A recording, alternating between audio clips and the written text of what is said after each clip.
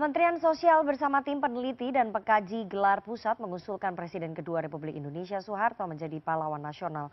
Wacana pemberian gelar pahlawan nasional kepada Soeharto kerap muncul di setiap pergantian pemerintahan tetapi tidak pernah terwujud. Apakah Soeharto layak dan memenuhi persyaratan mendapat gelar pahlawan nasional? Sore ini kita akan membahasnya dengan politisi Partai Golkar Nurdin Halid, Direktur Eksekutif Amnesty International Indonesia Usman Hamid, dan Direktur Jenderal Pemberdayaan Sosial Kementerian Sosial Mira Riyati Kurniasih. Selamat sore, Bapak Ibu. Selamat sore. Selamat sore, Assalamualaikum. Waalaikumsalam. Bang Nurdin, Golkar termasuk salah satu partai yang setuju dengan usulan Kementerian Sosial menjadikan Soeharto sebagai pahlawan nasional. Kenapa Golkar setuju, Bang Nurdin? Ya, Mbak Rifana, saya kebetulan yang memimpin Munas Golkar tahun 2004 di Bali. Dan ketika itu saya mengotok palu. Partai Golkar memutuskan untuk mencalonkan daripada Pak Harto sebagai pahlawan, mengusulkan Pak Harto sebagai pahlawan nasional. Itu 10 tahun yang lalu. Jadi menurut saya secara pribadi, sebagai kader Golkar, sebagai politisi senior Partai Golkar, tentu saya mengatakan bahwa secara objektif dan subjektif ini sudah sangat terlambat. Harusnya dari 10 tahun lalu itu Pak Harto sudah diberi penghargaan sebagai pahlawan nasional dengan pertimbangan prestasi. Prestasi beliau 30 tahun memimpin negara ya memang ada kelemahan, ada kesalahan. Ya, tidak ada manusia yang tidak punya kelemahan, tidak manusia yang tidak punya kesalahan. Seluruh pemimpin dunia ketika dia menjadi pemimpin negerinya masing-masing pasti ada kelemahan, pasti ada kesalahan.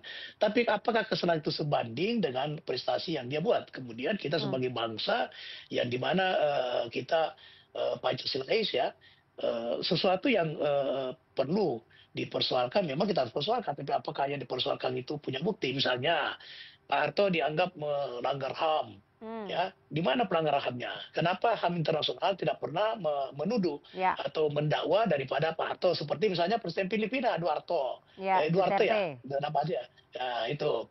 Nah, itu kan langsung ada tindakan internasional. Nah, Pak Harto tidak ada bukti, jadi kita hanya menduga-duga, memfitnah. Seperti misalnya, coba bayangkan daripada kalau seandainya Pak Harto tidak berani membubarkan PKI yang ketika itu Bung Karno bersama seluruh jajarannya, ya, rakyat pun TNI waktu itu sangat kuat, ya.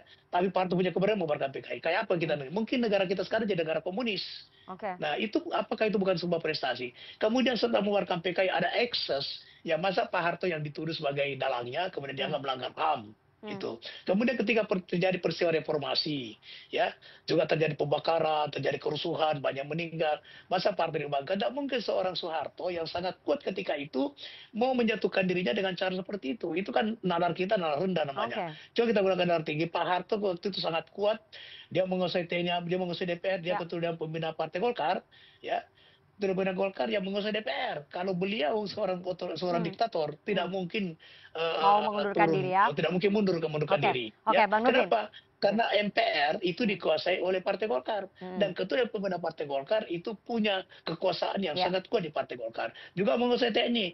Kalau sekedar membubarkan demonstrasi yang menuju DPR, itu bagi Pak Harto sangat mudah sekali. Sekalipun harus banyak korban. Tapi kenapa tidak lakukan? Itu pertanda beliau tidak mempertahankan kekuasaan dengan kekerasan. Itu fakta. Bang Nurdin, artinya di mata Partai Golkar, Pak Harto punya prestasi dan tidak ada kesalahan di masa lampau. Bukan hanya punya prestasi, banyak prestasi. Punya kesalahan iya, punya kelemahan iya. Tapi tidak terbukti begitu ya? Ya, contoh dituduh misalnya Aceh, dituduh misalnya soal ini, pernah ada bukti dituduh korupsi. Ya. Bahkan Pak Harto memberi surat kuasa langsung kepada negara, bila mana didapatkan di luar negeri, depositonya, simpanannya, apapun namanya, silakan diambil. Tidak ada fakta sampai sekarang. Itu. Tidak ada sama sekali. Dan kita lihat sendiri kehidupan Pak Harto secara keseharian sampai meninggal, rumahnya saya di Cendana, rumah biasa. Itu. Dan saksinya itu Pak Yusri sama Hendra yang sekarang menteri apa namanya, menteri koordinator hukum. Nurdin, saya ke Mas Usman ya. Mas Usman, apakah kemudian usulan Soeharto menjadi pahlawan nasional ini memang layak seperti yang tadi disampaikan oleh Golkar dan memang ada usulan dari masyarakat seperti yang disampaikan oleh Kementerian Sosial? Jawaban saya pasti bisa ditebak. Jawaban saya tentu tidak layak. Saya ingin memberikan argumen berdasarkan penjelasan Pak Nurdin dengan segala hormat ini. Yang pertama mengenai Presiden Filipina ditangkap oleh Pengadilan Pidana Internasional. Hmm. Itu bisa terjadi karena Filipina meratifikasi Statuta Roma tentang Pengadilan Pidana Internasional. Hukum internasional sangat menghormati kedaulatan nasional setiap negara. Sehingga kalau sebuah negara tidak mau meratifikasi misalnya Statuta Roma, maka Pengadilan Pidana Internasional tidak dapat begitu saja mencampuri dan penangkapan dari seorang pemimpin di dalam negeri. Itu yang pertama. Yang kedua, peristiwa 65. Peristiwa 65 itu dari para sarjana literatur-literatur yang sangat kredibel itu menjelaskan bahwa peralihan kekuasaan ketika itu sebagai sebuah kudeta militer. Dengan kata lain, pengambilan kekuasaan itu tidak dilakukan dengan cara demokratis, melainkan dengan kekerasan. Memang ada dalih penyelamatan Presiden Soekarno, tapi kalau penyelamatan Soekarno itu benar menjadi dasarnya, seharusnya Soekarno tetap menjadi presiden, bukan menjadi tahanan rumah sampai akhirnya dikucilkan. Yang ketiga, itu pembunuhan-pembunuhan terhadap orang-orang PKI atau orang yang dituduh PKI atau siapapun yang sebenarnya hanya pro Soekarno tapi dituduh PKI, saya kira juga tidak bisa dibenarkan. Jenderal Wibowo bahkan mengatakan itu ada 3 juta orang. Jenderal Sarwowibowo adalah mantan komandan Jenderal Kopassus atau RPKAD sampai harus turun ke Bali untuk menghentikan pembantaian massal. Bagaimana juga kesalahan misalnya sebuah partai tidak bisa membenarkan pembunuhan begitu banyak orang atau pemenjaraan begitu banyak orang tanpa prosedur hukum yang benar. Kan kita negara hukum. Dan yang terakhir saya kira kalau dikatakan misalnya tidak ada bukti hukum, itu sama seperti sebuah ilustrasi seandainya ada seseorang korupsi tapi tidak pernah diajukan ke pengadilan karena ia meninggal dunia, bukan berarti ia tidak pernah terbukti atau tidak pernah korupsi. Dalam kasus Presiden Soeharto, ia masih berstatus sebagai tersangka ketika meninggal dunia. Betul, akhirnya gugur statusnya. Betul sekali, di dalam hukum pidana, hukum acara pidana, pasal 76, 77, 78, kalau seseorang gugur, itu bisa kehilangan tanggung jawab pidananya. Tetapi penghentian perkara mantan Presiden Soeharto dalam kasus korupsi sebesar 419 juta dolar ketika itu bukan dihentikan karena meninggal dunia, melainkan karena SKP 3 Jaksa Agung, surat ketetapan penghentian penuntutan perkara yang ketika itu Jaksa Agung memilih alasan ketiga. Alasan pertamanya tidak masuk akal, yaitu alasan bahwa tidak ada bukti. Jaksa Agung yakin ada buktinya. Alasan kedua adalah peristiwa yang dituduhkan bukan merupakan peristiwa pidana. Jaksa Agung masih yakin bahwa peristiwa yang dituduhkan adalah peristiwa pidana. Tapi alasan yang ketiga ditutup demi hukum. Nah, alasan demi hukum ditutup ini menimbulkan kontroversi ketika itu. Karena Jaksa Agung tidak bisa membuktikan alasan-alasan hukum pidana yang tadi saya katakan. Jadi, saya kira ini bermasalah secara hukum. Oke, kalau bermasalah secara hukum, saya ingin tanya lebih dalam ya. Para penyintas dan keluarga korban pelanggaran HAM ini kalau mendengar usulan ataupun wacana menjadikan Soeharto sebagai pahlawan nasional ini akan kecewa atau membuka luka lama, Mas Usman? Kalau kita lihat di dalam pernyataan-pernyataan mereka kan sudah terdengar, mereka menolak itu. Dan saya kira ini pernah disampaikan juga relevansinya oleh salah satu pimpinan MPR. Saya lupa apakah Pak Nurdin atau Pak Bambang Susatyo atau Pak Fadel Muhammad. Yaitu penetapan usulan pahlawan ini dalam rangka rekonsiliasi nasional. Kalau memang mau rekonsiliasi nasional, maka seharusnya yang digunakan adalah TAP MPR tentang pemantapan persatuan dan kesatuan nasional. Itu pembentukan Komisi Kebenaran dan Rekonsiliasi. Komisi yang melakukan penyelidikan terhadap pelanggaran HAM di masa lalu dan menyimpulkan sebab-sebabnya apa, termasuk menulis seberapa jauh kebijakan di masa pemerintahan Soeharto berhubungan dengan kejahatan tersebut. Oke, artinya tapi usulan ini melukai para penyintas dan keluarga korban pelanggaran HAM. Ya, bukan hanya melukai secara perasaan, ya, tetapi juga menyalahi amanat reformasi, menyalahi ketentuan hukum. Oke, Bang Nurdin, Golkar tidak merasa ya ini melukai amanat reformasi dan melukai para keluarga korban dan penyintas pelanggaran HAM? Apa aja yang dilukai? Rifana ini kalimatnya narasinya itu melukai apa yang dilukai. Sekarang kita berbicara begini. Apa yang dikatakan Pak Usman tentang peristiwa gitu dengan PKI, pasca Pak Harto membuarkan PKI, kemudian terjadi tindakan katakanlah mereka sendiri di mana banyak pembunuhan apa dan sebagainya, itu fakta. Tetapi Pak Harto dituduh sebagai dalang bukan fakta. Karena sampai sekarang tidak ada fakta yang menunjukkan bahwa Pak Harto yang mendalangi daripada pembunuhan pasca dibubarkannya PKI.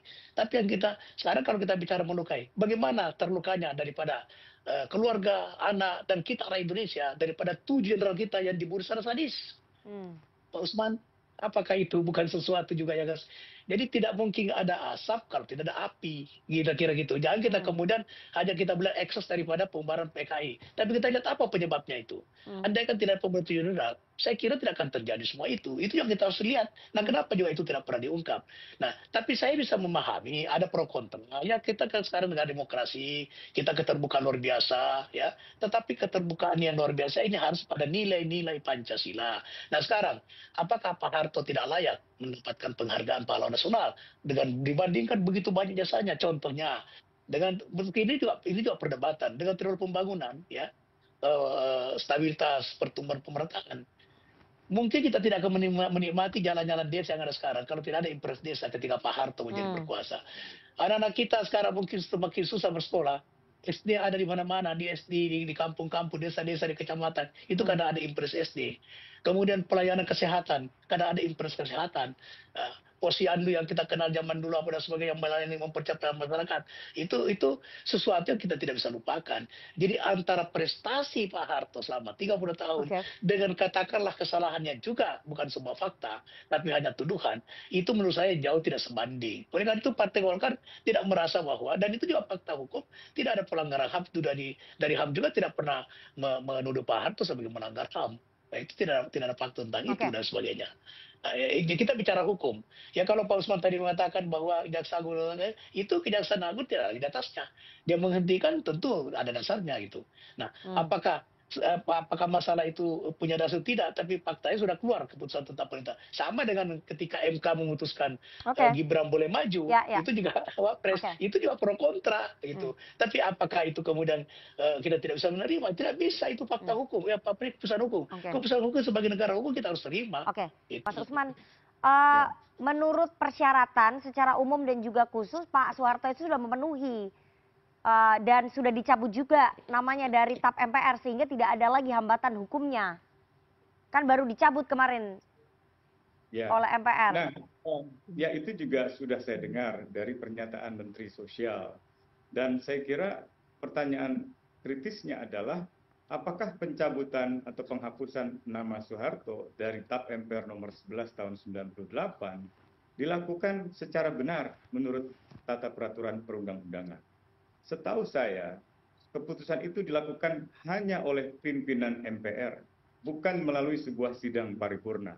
Keputusan itu juga dilakukan secara terburu-buru, menyusul surat Golkar di pertengahan September tahun lalu keluarlah keputusan itu pada tanggal 23 September.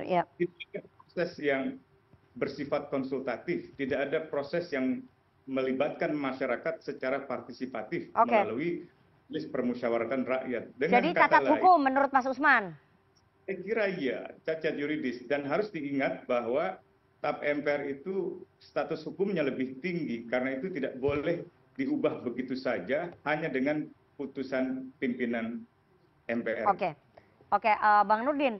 Jadi ini prosedurnya ketika pencabutan nama Pak Harto dari TAP MPR ini prosedurnya cacat yuridis kalau menurut Mas Usman. Jadi masih ada hambatan hukumnya bagi Pak Soeharto untuk bisa mendapatkan kandidat gelar pahlawan nasional. Ya, jadi memang betul bahwa memang sekarang MPR itu tidak punya kewenangan lagi untuk membuat TAP MPR. Itulah kemudian dilakukan terobosan hukum oleh pimpinan MPR. Tapi kemudian dalam prosesnya itu juga melibatkan seluruh pimpinan fraksi. Jadi bukan hanya keputusan itu diambil oleh pimpinan MPR ketika itu, tetapi adalah juga melibatkan seluruh fraksi. Jadi itu keputusan bersama daripada pimpinan MPR dengan seluruh pimpinan fraksi. Nah, di dalam dalam tata tertib MPR ya maupun DPR itu Undang-Undang MD 3 itu dikatakan bahwa fraksi itu adalah kepanjangan partai. Nah, sehingga apa yang diputuskan oleh fraksi bersama pimpinan MPR itu adalah sah. Menurut tata tertib MPR dan DPR. Nah, tapi kalau Pak Usman mengatakan itu adalah pandangan Pak Usman, kita juga tidak bisa salahkan ya. Ya kalau dikatakan itu bahwa itu cacat hukum, silakan digugat. Itu saya tidak tahu menggugatnya kemana. Tapi itu sudah merupakan juga keputusan hukum, yaitu keputusan oleh pimpinan MPR yang disepakati bersama, yang ambil bersama keputusan itu daripada pimpinan fraksi, kemudian diumumkan dalam sidang paripurna. Itu jadi bukan hanya disampaikan begitu saja, sampaikan sidang paripurna itu. Oke, terakhir Bang Nurdin, berarti Golkar akan memperjuangkan ya usulan Soeharto sebagai pahlawan nasional? Ya, secara objektif dan subjektif, Golkar terus akan perjuangkan. Di mana karena itu keputusan Munas Partai Golkar 2010 dan kebetulan saya memimpin Munasnya waktu itu dan saya ketua Palu. Sehingga terus kita perjuangkan, karena itu kewajiban bagi seluruh kader Golkar sepanjang keputusan Munas itu tidak perlu dicabut, maka sejak itu sepanjang itu seluruh kader Golkar di seluruh Indonesia harus taat asas terhadap keputusan Munas, dan oleh karena itu maka kita terus perjuangkan. Baik, kita tunggu nanti karena menurut Bu Mira dari Kementerian Sosial ini masih akan dikaji lagi dan semoga Kementerian Sosial ataupun Menteri Sosial melihat pro kontra ataupun polemik yang terjadi di masyarakat ya dan mempertimbangkan banyak aspek begitu ya. Jadi jangan sampai ada yang terlukai ataupun merasa tercederai dengan usulan gelar pahlawan nasional terhadap Presiden kedua Republik Indonesia Soeharto ini. Terima kasih kepada 3 orang narasumber yang sudah bergabung pada sore hari ini. Ada Dirjen Pemberdayaan Sosial Kemensos, Bu Mira Riyati Kurniasi, kemudian Direktur Eksekutif Amnesty International Indonesia Mas Usman Hamid, dan politisi senior Partai Golkar Nurdin Halid. Sehat selalu Bapak Ibu. Selamat sore Bu Mira, Pak Nurdin. Ya, selamat sore Pak Usman. Terima kasih.